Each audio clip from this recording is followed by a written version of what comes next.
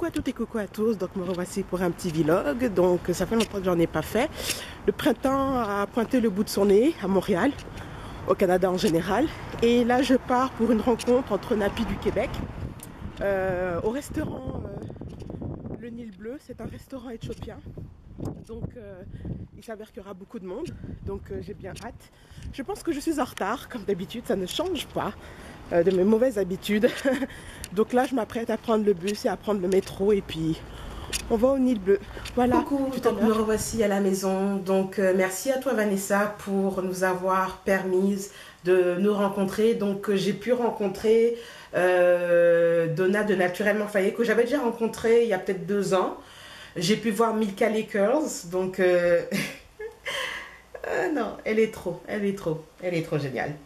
J'ai pu voir Jodie, que je suivais plus ou moins sur YouTube, donc j'ai pu enfin la rencontrer en personne. J'ai pu rencontrer Leïla de Belle au Naturel, qui est une blogueuse, coiffeuse, esthéticienne qui se trouve en Martinique. Donc elle a fait un petit détour à Montréal pour nous parler de la gamme que son amie est en train de monter. Donc j'ai reçu un échantillon de la gamme de son amie. Qui d'autre que j'ai pu rencontrer, que j'avais jamais rencontré? Maïva, si j'ai bien compris, j'espère que j'ai pas écorché ton nom de blog et ton nom, ton pseudo. Je crois que c'est Art Naturally Glam, je crois. Si j'ai fait une erreur, je mettrai en correction le vrai pseudo de Maïva. Donc c'était vraiment une superbe rencontre. Il y avait bien sûr Nel de Racine Crépue, Judith de la chaîne Judith D, bien sûr Vanessa. Qui d'autre? J'espère que j'ai oublié personne. J'espère que j'ai oublié personne. Il y avait les Siumé des labos Sium. J'espère que j'ai oublié personne. Et il y avait aussi Melon de l'expérience Melon Sita. C'est un blog, c'est une blogueuse. De toute façon, je ferai à la fin de la vidéo un montage de toutes les filles qui étaient présentes à cette rencontre, et je mettrai en même temps les liens des blogs, des chaînes YouTube si elles ont des chaînes YouTube. Donc le but de cette rencontre, c'était de savoir qu'est-ce qui bloquait au Québec pour voir le mouvement naturel émerger. En contrepartie, il y a Milka Lakers qui nous a dit que à Toronto ça bougeait. Parce que moi je pensais sincèrement que c'était dans tout le Canada que c'était mort, mais finalement c'est vraiment au Québec que c'est mort. Donc on a essayé de comprendre pourquoi ça ne... Il n'y avait pas un boom comme en France, comme aux États-Unis au niveau du naturel au Québec. Je dis bien au Québec parce que en Ontario, il s'avère que ça bouge énormément. Je vous renvoie à Milka Lakers. Je ne sais pas si elle a fait une vidéo. D'ailleurs, je ne suis pas à jour dans ses vidéos. La dernière vidéo que j'ai vue de Milka, c'était son Bantu Knocked Out. Mais elle a fait d'autres vidéos que je vais regarder. Mais voilà, faut savoir qu'est-ce qui bloque au Québec concrètement. Qu'est-ce qui fait que les gens ne suivent pas, ne vont pas à des ateliers, ne vont pas à comment on appelle ça, des conférences, ne vont pas à des événements. On voudrait savoir qu'est-ce qui bloque au Québec. Est-ce que les gens s'en foutent concrètement? Est-ce que les gens trouvent ça cher?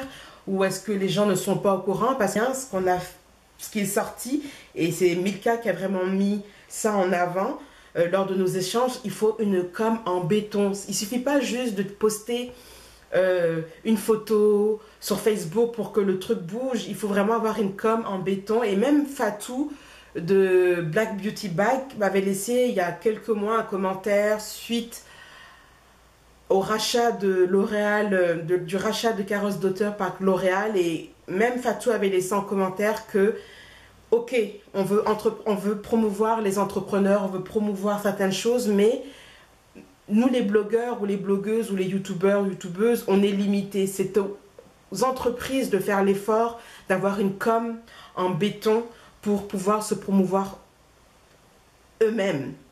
Donc c'était vraiment un super partage de beaucoup de choses. Je mettrai après cette fin, normalement ça aurait dû être la fin, mais c'est juste une petite transition que je voulais vous faire avant de vous montrer les extraits de la rencontre. Donc voilà, bon, je pense que j'ai fait le tour et j'essaie de me rappeler un petit peu ce qui a été dit, mais c'était vraiment énorme. On a parlé tellement de choses que c'est très difficile pour moi de vous faire vraiment le résumé de ce qu'on a dit, mais en tout cas, c'était une très belle rencontre. On a bien mangé, on a mangé au Nil Bleu, qui est un restaurant éthiopien. Et on a bien rigolé. Et puis, les interactions étaient vraiment subliminaux. Et j'espère qu'on aura d'autres encore de rencontres comme ça. Et faire en sorte que le mouvement naturel puisse continuer à grandir tout simplement au Québec. Parce que, voilà, au Québec, comme je disais, il y a quelque chose qui bloque. Donc, j'espère qu'on arrivera à un moyen de débloquer la chose, comme on dit en français. Voilà. Bon, sur ces petits mots, je vous laisse regarder nos petites séquences et je vous dis à très bientôt. Bye bye.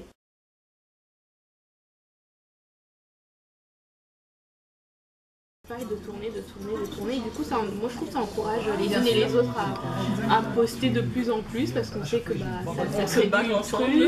On fait des événements, on est ensemble. Ah, si tu savais, ma chérie. Je sais embarquée dans un truc. J'attends vos présentations. Nos interviews. Nos interviews, puis d'ailleurs, je vais vous embarquer.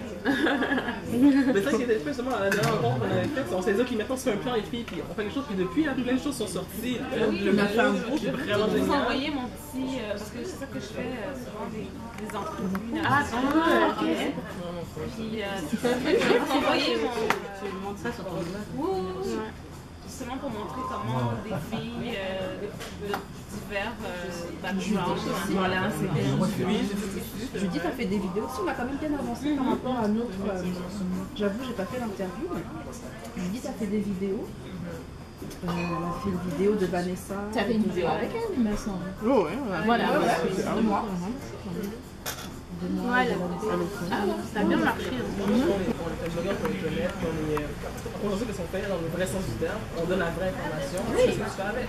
Mais il reste que d'avoir accès à une personne qui nous parle, étant les blogueurs, étant tous ceux qui sont impliqués en mouvement, c'est que tu as accès à quelqu'un qui peut te donner une réponse. Je ne veux pas t'imposer quelque chose qu'avant que ça existe était là. C'est des gens fonçaient de ok, ben c'est le magasin avec une feuille dessus que je prends, c'est bon, ou il m'a dit que c'était bon, parce que sans jamais lire l'étiquette derrière. Nous on a fait ce travail-là, de lire l'étiquette derrière parce qu'on est passionné.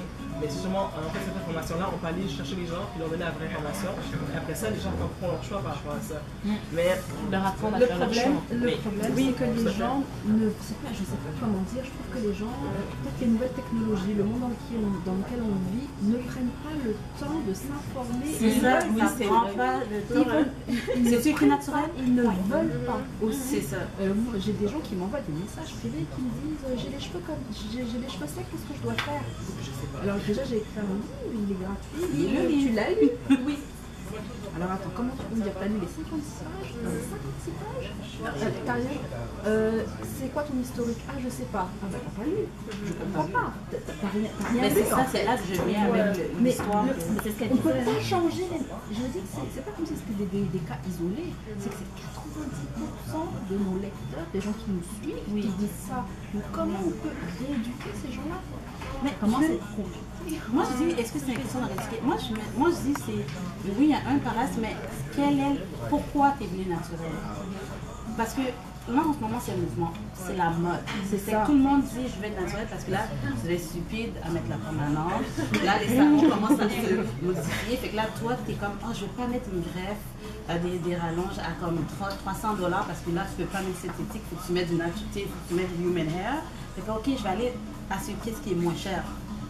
Mais naturel n'est pas moins cher.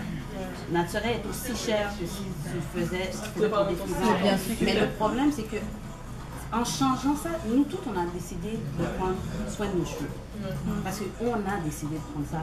Mais beaucoup dans ce mouvement-là, moi je peux parler parce que je suis de la vieille époque, tout dans le mouvement, c'est comme, oh mes cheveux, je suis en train de perdre mes cheveux, je vais venir en naturel. Mais j'aime pas ça au fond de moi, mais c'est le mouvement, je vais montrer aux gens que je suis là-dedans. Mais au fond, le moindrement qu'il y a une compagnie qui sort une autre sorte de permanente naturelle ou quoi que ce soit, moi je dis que le 3 quarts s'en va. Oui, le 3 quarts. Est-ce qu'on va perdre notre temps à éduquer une partie que tu es venu naturel, pas parce que tu voulais, parce que c'était un mouvement, tu suis. Comme la permanente, tu suis le mouvement. Là maintenant, les gens, la permanence, ils ne savent plus quoi faire. Fait que même eux autres, les compagnies permanentes, changent leurs produits pour essayer de fait que maman, pour moi, là, les cheveux naturels, c'est exactement comme quelqu'un qui est végétarien.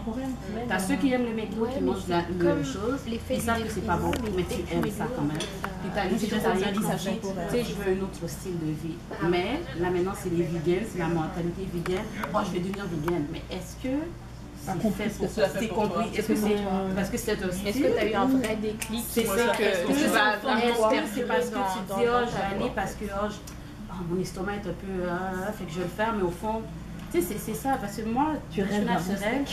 Je dis pas que ceux qui étaient, mais ceux qui étaient de mon époque, quand on donnait un cheveu naturel, bah, Tu voulais. t'avais pas le choix, tu voulais, là. Parce que tu savais que tout le monde t'attaquait, que t'es esclave ou quoi que ce soit, là. Tu voulais. Tu voulais. Moi, là, je voulais. Non, ben oui, esclave. Moi, j'ai passé esclave, tout ça, mais moi, je voulais. Comme ADN. Mais tu sais, ce que tu dis, moi, je trouve que ça revient à peu importe où dans le monde. Je pense que le fait de revenir aux cheveux crépus, ça touche beaucoup à. Comme peu importe le choix que quelqu'un fait, comme de faire un changement dans sa vie, c'est vraiment identitaire. Oui, ce qui fait que les gens changent, ok, permanent, pas permanent, ils suivent le mouvement, c'est parce qu'en fait, c'est des femmes pour la plupart, je pense, qui ne savent pas encore reconnaître ce qu'elles sont. C'est ça. En fait, elles savent pas vraiment ce qu'elles sont. Fait ils sont en train de faire qui elles sont. Puis la fin, c'est pour ça, comme Jessica en parlait tantôt un peu, c'est comme, tu sais, l'important, c'est pas est-ce que tu es défrisé, est-ce que tu l'es pas, loxé, whatever. Sache qui tu es, qu'est-ce que tu veux. Puis là, c'est comme il n'y aura pas de. Mais c'est ça, c'est pour ça que moi, pour moi, je disais toujours que je ne m'attachais pas au mouvement parce que je trouvais que beaucoup de ces gens-là, c'est comme. Ça coûte trop cher la permanente, je ne prends pas mes cheveux, fait que le fait. Maintenant, tu es dans la transition, puis la transition, là, c'est l'étape la plus difficile. Ça, là, si tu ne fais pas le big shot, moi, je n'en ai pas fait, puis je le sais. C'est comme, tu ne veux pas faire le big shot parce que tu ne veux pas tes cheveux courts, mais si tes cheveux sont laides. Ça, c'est une transition, c'est vrai, là. Parce que là, tu as une texture là, tu sais plus quoi faire, là. Mais si déjà, tu es déjà comme, tu sais, c'est comme, ça ne marchera pas parce que tu vas remettre. Puis moi, j'ai toujours aux filles, parce qu'il y a beaucoup de personnes qui m'approchent, tu sais, dis à elle de devenir naturelle. Non, naturel, c'est toi de choisir. Tu aimes ta greffe. Ça me le fait souvent. T'aimes ta greffe, c'est qu'est-ce que tu es, c'est elle que tu es. T'aimes la permanente, c'est qu'est-ce que tu es, parce que les cheveux pour moi c'est un accessoire et c'est toi qui portes ton accessoire, c'est pas le cheveu qui te porte. Fait que pour moi, si déjà en partant, t'es pas capable de porter tes cheveux dans l'état sur ces greffes, quoi. Comme moi, des greffes là, j'aime pas trop ça parce que je sais que porter la greffe là, j'arrive pas là. Moi, je gratte là, faut que je l'enlève, mais je le fais des fois. Mais le porter là, je sais que je le porte pas comme mes cheveux naturels. Pour moi, c'est pas une option. D'autres personnes, c'est une option. J'ai jamais mis de tissage de greffe de toute ma vie, jamais. J'ai peut-être mis 2 fois une perruque, mais c'est tout. J'ai toujours gardé mes cheveux. Moi, pour moi, je ne dicterai pas quelqu'un. C'est à la base, dans ta tête à toi, t'as fait ça parce que tu suis un mouvement. C'est comme moi, pour moi, je donne le conseil, puis à toi de faire qu'est-ce que tu veux. Mais je ne serai pas comme tu dois. Non. Il y a Nana Eliger, il y a Anta Coiffure et Inheritance. On a quelques-uns, il y a la c'est ça, elle n'est pas plus qu'on pense. Oui. À Montréal. Mais t'as vu la vidéo de la Québécoise qui s'énerve contre la communauté noire en général, qui disait que du coup personne promeut personne va. T'as pas vu ça? Mais ça a tourné partout. Oui, la Loxé, là, oui, c'est Sarah XL. Mais elle a dit une vérité, Elle disait quoi? Bah que en fait le noir n'aime pas le noir, quoi. C'est ça, ouais. Que genre tu vas voir que ton ami noir a vendu riz ici, tu préfères aller prendre chez le Libanais à côté parce que c'est plus cher et tout machin, et qu'elle déplorait ça et qu'elle comprend pas. Elle est coiffeuse et elle voit des amis qui vont se faire coiffer genre chez X, Y ou Z, alors qu'elles peuvent venir se coiffer chez elle et elle comprend pas ça, cette mentalité. Mais pourquoi ça c'est un peu c'était mon ami puis tu me charges, c'est ça aussi la mentalité. C'est ça. Mais du coup voilà, elle disait ça aussi on sait pas encourager l'entrepreneuriat du coup que tu vas être mon ami, ah tu coiffes, bon viens me coiffer quoi. Qu'est-ce qu'il y a, tu vas pas me faire payer, t'es sérieuse? Comme ça, pareil, bah ouais c'est ça. Et Mais comme quoi, plein de choses. tu vas dire aux gens. Mais ça, c'est comme ça qu'on fait. Qu'est-ce qu'on fait avec ça maintenant? On va avec ça, on les met. Avec ça, on les met. Moi, je pense qu'on devrait, Finalement, c'est. oui, parler de cheveux naturels, mais je pense que c'est. Moi, je pense que l'André devrait montrer qui est là. En disant toutes les ressources. Parce que nous, on parle de NMTS, on parle de Nana et des girls, quoi que ce soit, mais il y en a plusieurs autres qui sont en de l'eau, que eux autres ne sont pas nécessairement des gens qui vont commencer à faire de la publicité ou quoi que ce soit, puis qui sont aussi, moi je dirais pas comme ils sont nuls ou quoi que ce soit, mais qui sont aussi bons qui vont donner des conseils quoi que ce soit. Mais moi je pense que c'est de faire la promotion de tout ça, que ce soit des blogueurs, que ce soit et aussi la beauté.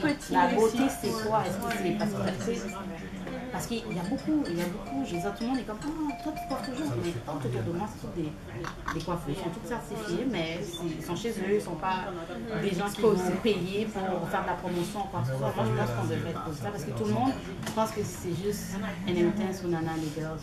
Après, ils sont vraiment bons, mais tout le monde pense que c'est ça, puis ils disent, oh, ben Maria, c'est plate. C'est trop loin de chez moi. C'est quand même beaucoup plus que ça, là. Il y en a beaucoup. Mais avant, on regrette, excuse-moi, avoir un congrès en ce sens-là, c'est.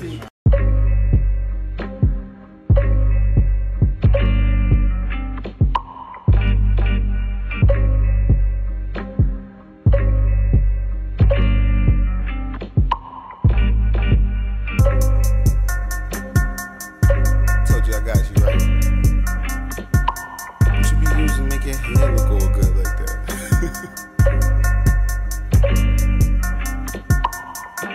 They come in white, they come in red, they come in yellow, black or brown, and I like them all natural, all natural. She do it right, she rock them braids for that protective style, and I like her all natural, yeah. Now let me see that natural hair do. Show me what that natural hair do.